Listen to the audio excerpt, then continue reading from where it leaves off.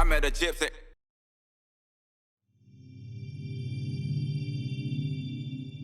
I was young. I was racing mountain bikes, and there was a point when I was like, let's say I'm 14, and I was racing, and I was like, kind of like, oh yeah, that's gonna be, maybe this will be my thing. Maybe I'll, my brother was a professional cross country racer, mountain biking. Yeah. And he was making a bit of money to do it, and I was like, I was like, whatever. I'm still living in my parents' house, this and that. I'm like, that could be an option though. Like if I make a bit of money, I could just be a mountain biker. And then like that kind of like dwindled for me in terms of just like the challenge, and I felt like the races were getting a bit stale and this and that, and then I started just like, I'm just gonna ride for fun, and that mountain biking is just gonna be my fun thing. And I'm still so young at this time. I'm not even thinking about the future. I'm just like, I just want to ride and like do whatever, like hang out with my friends and this and that. And then, did you feel much pressure to race though, or like when you quit racing, especially if you're like good?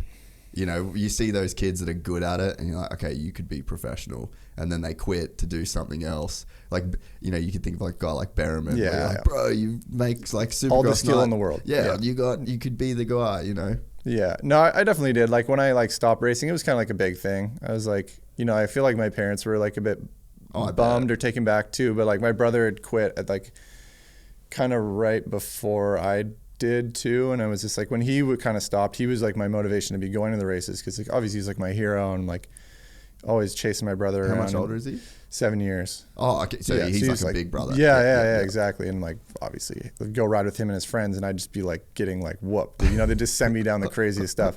Yeah. But it was good for me, and like and then it was like, it kind of like opened my eyes at a young age to being like, wow, this is like, a lot. It's hard work. Like I kind of watched my brother like really struggle, especially in cross country. Cross country is like, you have to kind of work your way through the classes to even get to a point where you're like, you might get sponsorship, might get paid, and this and that. And he was like, he wasn't making enough money to like do what he was doing, and he was like, really, you're going just super gnarly on your body. Like the endurance sports are crazy. And then it took a toll on him, and he's like, he saw something. He was going to move forward with whatever direction he was planning to go. And for me, I was like, well, maybe racing's not for me either. And like, I've been enjoying like just, like going to the dirt jumps, or like, I didn't even have a bike park pass. Like, I just like, I got a race bike every like year or two. And that was kind of like where my parents would help me out. They'd take me to the races, and I'd get a new race bike for like every second season. And you were doing downhill? No, I was doing cross country. Cross country, okay. Yeah, so I didn't have like a dirt jump bike. I didn't have a downhill bike. Crazy. I'm like living in Whistler, and all my friends like go ride the bike park, and I'm like, man, that'd be fun too. And then, so when I stopped racing, I was like, well, like, because I was just like, I'd go to the dirt jumps, but I'd just like take my cross country bike sometimes, because it's like all I had. And then I like stopped racing, but I bought like super dirt cheap. Like found like, there's an Australian that was like leaving the country, and he had like a dirt jump bike. He's like, I'll give it to you for like $200. I'm like, done. I rode like that thing was annihilated when I was done. That's like a life-changing deal. It was. I was like, this is something I can afford. And then I was like at the jumps with my buddies like every day. And then, I got to like I didn't have a bike park pass, but I'd hike up the hill and ride the slopestyle course. And then through like a shop deal, kind of little bike sponsor deal, I got a few more bikes, and then I had a downhill bikes, and I was riding the bike park. And yeah, it definitely like escalated really, really fast. Yeah. Like I'd say I stopped racing when I was like kind of the end of like when I was 14, like the end of that summer I stopped racing, and I was like kind of had the dirt jump bike throughout that summer. Yeah. And then by like the beginning of the next year, I was like on a trip to Europe with like a full freeride team, like Gareth Dyer, Niels Winfield, Tron Hansen, like all these like really like established top tier like free ride slopestyle athletes at the time. And I was doing like this European bike park tour, and I ended at like this it was called 2-6 Tricks in Leogang. It was like a big dirt jump contest, like probably the biggest dirt jumps that existed at the time. And like that's where like the 2-week bike park trip ended, and it was like a whole content thing. And then they let me into the contest, and I was like, dude, it was like crazy, like just how fast it changed. That's a whirlwind. Yeah, for me. And I was like, when I stopped racing, it was really the mindset of like, oh, I'm just like, mountain biking is gonna be my fun thing, and then when I get older, I'll figure out what I'm like excited to do. Like maybe I'll be a firefighter or whatever it ends up being. But and then it was like, yeah, like 6 months later, all of a sudden it's like, whoa, like someone's paying me to like go around the world and ride all this new stuff. I'm like, this is exactly what I was looking for. This is what I wanted. And again, I'm like 15 years old, but I'm like, I don't know what I'm doing, but this is it. Like, this is great. That's wild. Why did you get so good so quick? Like, did the skills just translate, or like, because it seems pretty insane that you could go from doing cross country. Like, obviously there's bike skill and that, but there's no massive gaps you've got to stare at. You're not doing any trick. Like, it's a completely different animal. It's very different. Yeah, I would say like the like jumping part of it wasn't like supernatural. Like that was something I just worked on over a long period of time. But the trails in Whistler growing up, like the stuff that we like race cross country on, like were like downhill tracks, you know, and we're on like full rigid bikes. Yeah, with no suspension. Yeah, like they're terrible when you look at them now, and it's like, so I'm like, that's obviously like, I feel like that played a big part in like where I built up my skills as a rider, and like I feel more comfortable in like looking at terrain for the first time and figuring out how to ride it and this and that. Whereas like I've always felt like I've had to work really hard to be good at like jumping and like learning the tricks and things like that. It's just taking the time. But I just enjoyed it so much that I was like, I put the effort in, and then the other skills kind of maybe came a bit easier, where like if I went to like a free ride event, I felt comfortable, and then I was trying to infuse some of the tricks that I had or was learning. And then when it was slopestyle, I was like, I felt comfortable riding the courses, but then again, it was like hard to trick them. And it was like, I had to work hard to get really comfortable, you know, to show up and just be able to like put down the tricks.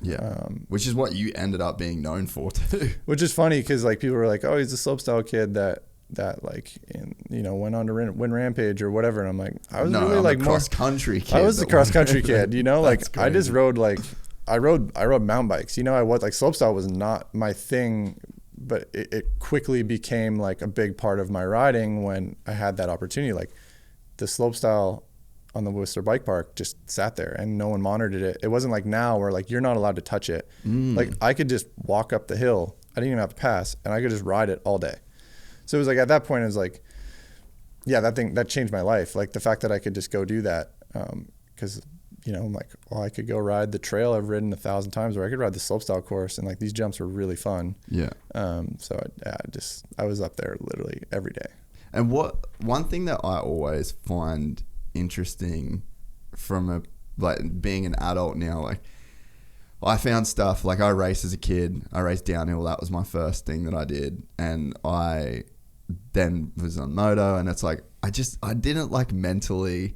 I always thought I didn't have enough talent, and like I kind of mentally just didn't have it. Like I just told myself I wasn't going to be good. I didn't practice properly. Like I just thought I was shit and I was going to stay shit forever. And like then later on in life, like with martial arts and then moto and like just the things that I've done, I realized I'm like, oh bro, like you just fucking didn't try. Like you actually didn't have the knowledge of like what it took to do things properly. So totally. I always, when I see someone like you that's a young kid, 14, 15, something doesn't come natural or easy to them, there was obviously some like internal conversation that you were having with yourself that got you on that hill every single day and started that slow progression. So like so many people don't do that. Yeah. I mean, it was really just me wanting to ride all the time. Like there was no like, I want to be better. It was just like, I just wanted to be on my bike. And then like, just with my, I know, personality. Like I remember I had a 7-year-older brother, so I was challenged on everything my whole life. Like, you know, sitting at the dinner table, playing video games, this and that. Like it was always like, I always had like this like, you know, barrier in front of me. So when I got on my bike, it was like I kind of was like already like felt like I was conditioned to like, oh, I want to hit this jump. Okay, I've hit it. And now I want to trick it. And now I'm struggling with this trick, but I'm just going to fight it until I get it. And then that was like kind of there. But you got to remember, I was also grew up in Whistler, which is like, you know, all the big freeride dudes. Like, you know, you go to the bike park, it's Richie Slay, it's Wade Simmons, it's Gareth Dyer, so Thomas Vanderham. I'm the smallest fish in the pond. And then even in my school, you've got like Sean Pettit, Callum Pettit, Kai Peterson, they're all like the best big mountain skiers in the world. And then there's Mikey Wren's best, you know, big mountain snowboarder. And like, these are the dudes that I'm going to school with, Alex Pro, no. Like, I'm like, I was a nobody, you know? And I was like, just surrounded by greatness. Same feeling. I'm like, I'm not naturally talented. Like all these dudes are so much better at like their given sport than I am at mine. but I just enjoyed it so much. And then it was also motivating having like just these people around, like, wow, look at these dudes, like they're just killing it all the time. And they've probably been able to see a level too. Yeah, well, and then you get conditioned to the level. Like, yeah, you just get to see the level. Even when we go skiing, it's like those are the dudes I'm skiing with. You're like, I guess I gotta at least be able to keep up. But like keeping up was even like a high level of skiing. You know, you're like, it's just you're a product of your environment, and I think that translated a lot with my mountain biking. Of just, I sort of like at a young age, it was like, well, that's just how good I should be. Yeah. But then when you start traveling, you're like, wow, I'm so fortunate. Like the place I live, like the terrain and experience that I've been given. And then, yeah, I just loved it, man. So I was just like doing it all the time, and it just kind of progressed much quicker than I thought. Yeah, man. To go from just cross country to getting a dirt jump bike to then just literally being a paid dude to go around the world. Yeah. That's such a crazy quick transition. Yeah, it's pretty wild. And then even at that point, I was like, whatever, all the way till I was probably 18, 19. I wasn't like, oh, this is going to be my career. Like it was working, and I was getting to travel, and I was doing events, and 18 kind of like was my bigger breakthrough with like contests where I'm like, okay, now I'm like at the level I could win an event. Like I got one or two event wins, and then it was like the next season, it was like, okay, like I could come in here and maybe win like the overall of like whatever series is going on. But still at that time I was like, this isn't my long-term plan. I'm just like, I've just kind of like fell into this situation. It almost felt like I'm just like a dude that likes riding bikes, and I'm kind of like got this opportunity to travel and ride and make a bit of money at it. And then I would say 19 was probably the biggest shift, where I was kind of like, I got to go all in, or I'm like just going to kind of continue on this path, and then like it could go either way. But yeah, what's all in look like? Basically, like I was just like, I'm going to buy a house with property. I'm going to build a course. I'm just going to like surround myself with like-minded people that want to like film, ride, progress. So you built a cult in BC. Pretty much. Yeah. Like the bike cult. And which isn't hard, because it's like, again, it's like everyone rides, there's so many talented people around. All my good friends were like doing this, and they were on like the same trajectory, or like they were making money to do their, whether they were more content focused or event focused, or they were just, athletes kind of, they're just riding all the time, and they had other opportunities going on.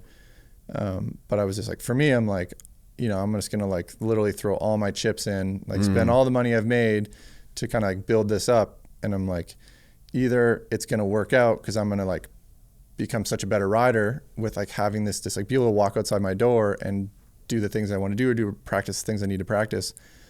Or, maybe I get hurt and I lose the house, and then I'm just like every other broke 19-year-old. I'm like, I was in my mind, I was like, I got nothing to lose. Like, for sure, let's just go for it. And it was, I put myself in a bit of a crazy situation, because it was like kind of like if I didn't win X amount of like prize money, like I probably would have lost the house. That's sick. But it was like I had like an insane year, like I progressed so much that year having that stuff at my disposal. And like I was also just so excited to ride my bike again, because I could just go outside and ride this like totally new stuff like this. And you were able to build what you wanted, build what I want. No restrictions. Yeah, because like I started riding slopestyle contests because that stuff didn't exist. The only way you got to ride a slopestyle course, or like those features, was going to the contest. Yeah, I wasn't interested in competing at all, but I wanted to ride the stuff so bad that it was like I went there for the practice. And then now it's like I have this in my backyard. I don't even need to like go to the contest to get to ride this stuff anymore. It's like I can just literally walk outside and do it. And that was, for me at that time, was just like I was like so about it. We're excited to announce the launch of our new membership site, gypsytales.com, packed with exclusive content and perks that you won't find anywhere else. This is your chance to become a part of the Gypsy Gang. And as a special bonus, if you sign up to an annual membership, you'll be entered into the draw to win our custom-built TC125. Gypsy Gang.